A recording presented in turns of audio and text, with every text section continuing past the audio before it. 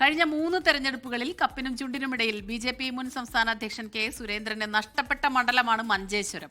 യു.ഡി.എഫും എൻ.ഡി.എയും നേർക്കുനേർ പോരാടുന്ന മണ്ഡലത്തിൽ എൽ.ഡി.എഫ് ആണെങ്കിലോ ഏറെ പിന്നിലും. മഞ്ചേശ്വരത്തിലെ മുന്നണികളുടെ തെരഞ്ഞെടുപ്പ് പ്രതീക്ഷകളാണ് ഗ്രൗണ്ട് സീറോയിൽ.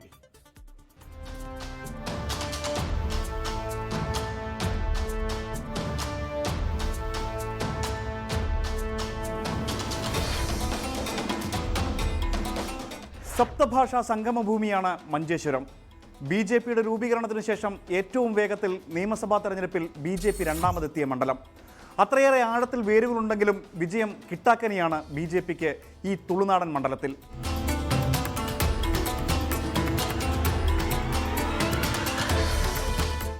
ബി.ജെ.പി. സംസ്ഥാന ഭാരവാഹിയായിരിക്കെ കെ സുരേന്ദ്രൻ മത്സരിച്ച 3 തിരഞ്ഞെടുപ്പുകളിലും തലനാരിഴയ്ക്കാണ് വിജയം കൈവിട്ടുപോയത്.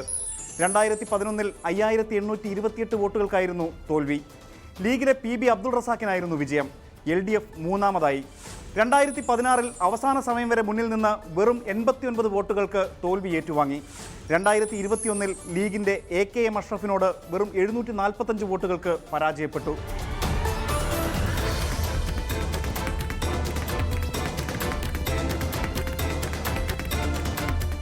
ആയിരത്തി 1987 മുതൽ ബി.ജെ.പി. രണ്ടാം സ്ഥാനത്തുള്ള മണ്ഡലത്തിൽ 2006 CPIM അട്ടിമറി ഒഴിച്ചാൽ വിജയം എപ്പോഴും മുസ്ലിം ലീഗ് സ്ഥാനാർത്ഥികൾക്കായിരുന്നു.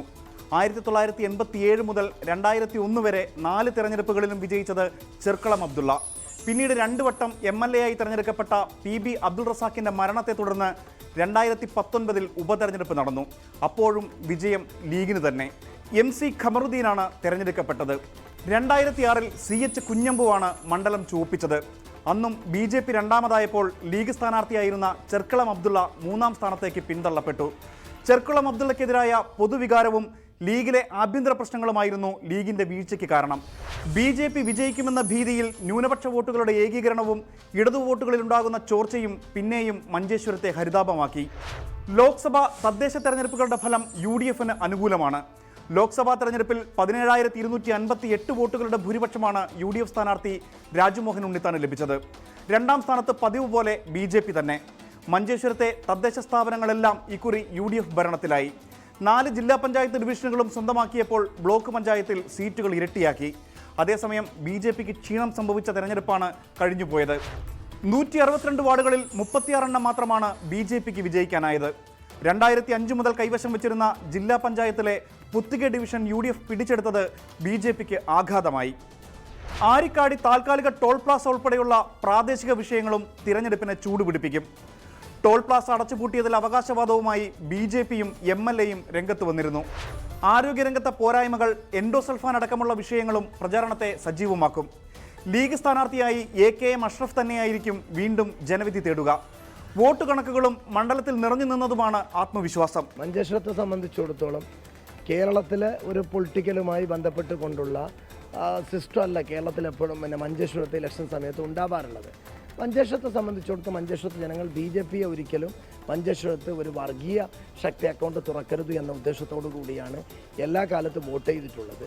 ഈ തെരഞ്ഞെടുപ്പിനെ സംബന്ധിച്ചിടത്തോളം ഇടതുപക്ഷവും ഒരിക്കലും ഇടതുപക്ഷത്തിന് ബി.ജെ.പി. ജയിക്കണമെന്ന് ആഗ്രഹമുണ്ടാവുമെന്നൊന്നും ഞാൻ വിശ്വസിക്കുന്നില്ല. മഞ്ചേശ്വരത്ത് അങ്ങനെ നിങ്ങൾ പറയുന്ന രീതിയിലൊക്കെ പേര് കേൾക്കുന്നുണ്ടെങ്കിലും മഞ്ചേശ്വരത്ത് ബി.ജെ.പിയും യു.ഡി.എഫും തമ്മിലുള്ള പോരാട്ടത്തിൽ മതേതരവാദികളായ മുഴുവൻ ആളുകളും യു.ഡി.എഫിനെ പിന്തുണക്കുമെന്നുള്ള കാര്യത്തിൽ ഒരു തർക്കവുമില്ല. മതേതരത്വവും വർഗീയതയും തമ്മിലുള്ള പോരാട്ടത്തിൽ കഴിഞ്ഞ കാലങ്ങളിൽ വർഗീയത തോറ്റതുപോലെ ഇപ്രാവശ്യം വർഗീയത തോൽക്കും. കാസർഗോഡിന്റെയും മഞ്ചേശ്വരത്തിന്റെയും ഏകോപന ചുമതലയുള്ള കെ സുരേന്ദ്രൻ മണ്ഡലത്തിൽ സജീവമായി കഴിഞ്ഞു. വട്ടിയൂർക്കാവിൽ മത്സരിക്കാനായിരുന്നു അദ്ദേഹത്തിന്റെ താൽപര്യം. പാലക്കാട്ടും കെ സുരേന്ദ്രന്റെ പേര് ഉയർന്നു. എന്നാൽ മഞ്ചേശ്വരത്ത് കെ സുരേന്ദ്രൻ മതിയെന്ന് കേന്ദ്ര നേതൃത്വത്തിന്റെ തീരുമാനമാണ്. കപ്പിനും ചുണ്ടിനുമിടയിൽ 3 വട്ടമായി നഷ്ടപ്പെട്ട മണ്ഡലത്തിൽ ഇത്തവണ വിജയം ഉറപ്പെന്നാണ് ബി.ജെ.പി. പ്രതീക്ഷ. കെ സുരേന്ദ്രേട്ടൻ ഇവിടെ മഞ്ചേശ്വരത്താവട്ടെ കാസർഗോഡാവട്ടെ 2-3 പ്രാവശ്യമാണ് ഇവിടെ മത്സരിച്ചിട്ടുള്ളത്. അപ്പോൾ അദ്ദേഹം ഇവിടെ പുതിയതായിട്ട് വന്നതൊന്നുമല്ല. അപ്പോൾ ആൾക്കാർക്ക് നന്നായിട്ട് അദ്ദേഹത്തിനെ കുറിച്ച് നന്നായിട്ട് അറിയാം. അപ്പോൾ അതുകൊണ്ടാണ് നന്നായിട്ട് ഉള്ള പ്രചരണം ഓൾറെഡി ഇപ്പോൾ തുടങ്ങിയിട്ടുള്ളതാണ്. വർക്കിൽ ഇപ്പോൾ സജീവമായിട്ട് സുരേന്ദ്രേട്ടൻ ഇവിടുത്തെ കാസർഗോഡും പിന്നെ മഞ്ചേശ്വര കോൺസ്റ്റിറ്റ്യുവൻസിൻ്റെ പ്രഭാരിയായിട്ട് നന്നായിട്ട് വർക്ക് ചെയ്യുന്നുള്ളത്. താഴെത്തട്ടിൽ ഇറങ്ങിയിട്ടായിട്ടാണ് അദ്ദേഹം പ്രവർത്തിക്കുന്നത്. ജില്ലാ പ്രസിഡന്റ് ML അശ്വിനിയുടെ പേരും മണ്ഡലത്തിലേക്ക് ഉയർന്നു കേട്ടിരുന്നു.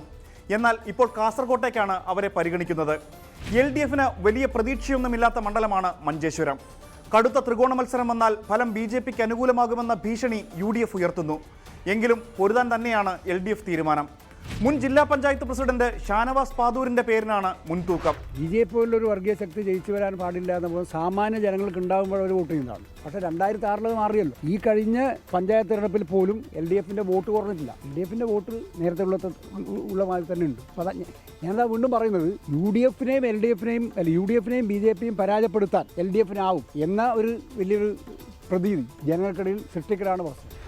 നിയമം കഴിഞ്ഞാൽ BJP ഏറ്റവും അധികം പ്രതീക്ഷ വെച്ചു പുലർത്തുന്ന മഞ്ചേശ്വരത്ത് അവസാന നിമിഷം പുറകോട്ട് പോകുന്ന പ്രവണതയിൽ നിന്ന് ഇത്തവണ ശാപമോക്ഷമുണ്ടാകുമോ?